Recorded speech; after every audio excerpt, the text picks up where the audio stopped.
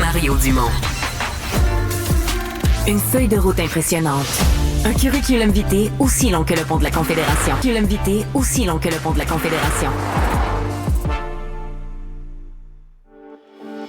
Alors, tout d'abord, on a appris au début du bulletin, en toute fin d'après-midi, il y a une première association en santé qui est affiliée avec le Front commun qui a rejeté l'entente très, très fortement, 90 Réaction, Mario, d'abord?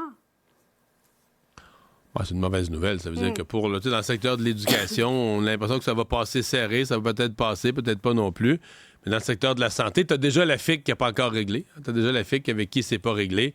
Et là, si ceux qui avaient réglé commencent à déchirer l'entente, c'est inquiétant. C'est inquiétant aussi dans le cadre de la mise en place pour le ministre Christian Dubé avec sa nouvelle agence Santé Québec, parce que si on n'a pas de contrat de travail en règle pour partir l'agence, ça part assez mal.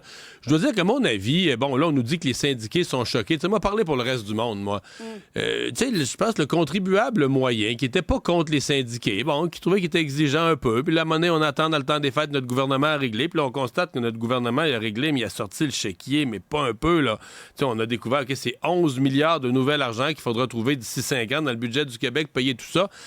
Mais tu sais, si on avait l'espoir de dire, au moins, quand les employés vont rentrer heureux, puis les écoles vont aller mieux, les hôpitaux vont aller mieux, on va avoir des meilleurs services, tu sais, le contribuable moyen serait un peu encouragé. Je pense que le monde, présentement, sont déprimés en cibole. Oui. Emmanuel, on avait peut-être un peu mal géré les attentes face à ces négociations. Non, mais c'est sûr, là. Je veux dire, ça, on l'a vu, on le craignait pendant les journées de grève et on s'en est parlé. Moi, je pose la question, est-ce que c'est un effet boule de neige? Ça fait une semaine qu'on parle des profs qui sont mécontents, qui vont aller au front, qui vont tenir tête. Est-ce que c'est en train de contaminer la réaction des autres syndicats? Le problème pour le gouvernement, c'est que ça vient détricoter toute sa stratégie. Parce que la stratégie du gouvernement, c'était de gagner la flexibilité puis donner l'argent. Là, il se retrouve, si les ententes sectorielles où il y a l'organisation du travail, donc la fameuse flexibilité dont il y a besoin, mais là, il se retrouve à ce que la flexibilité est rejetée, mais l'argent, il est toujours sur la table.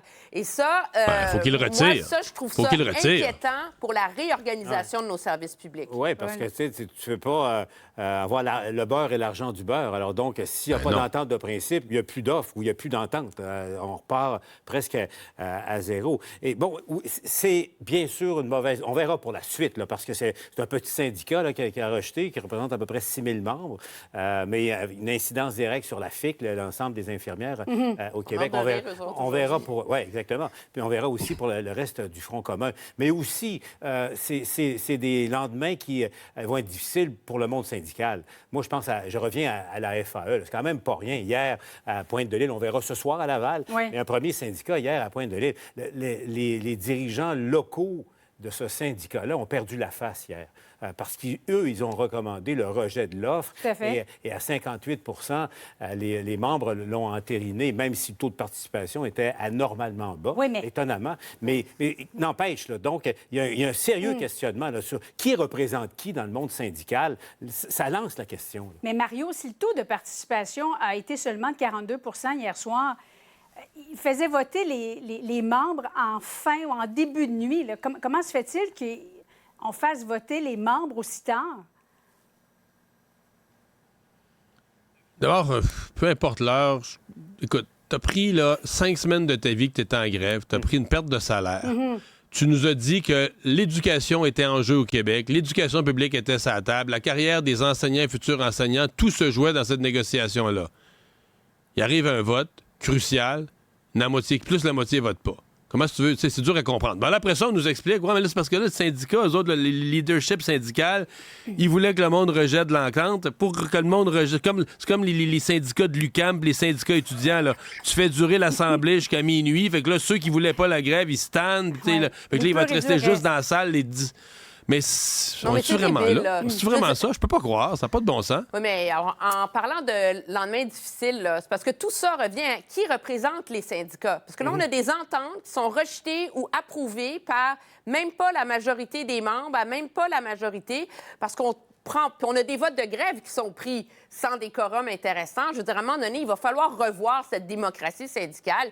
Moi, je m'excuse, j'ai déjà fait partie d'un syndicat. Il y a déjà eu des votes sur des ententes de principe. Puis c'est drôle, le syndicat il nous envoyait des courriels aux 45 minutes pour être sûr qu'on aille se loguer, pour être sûr qu'on aille voter. On avait 24, 48 heures pour aller voter. Pourquoi? Parce qu'on voulait que le vote soit représentatif.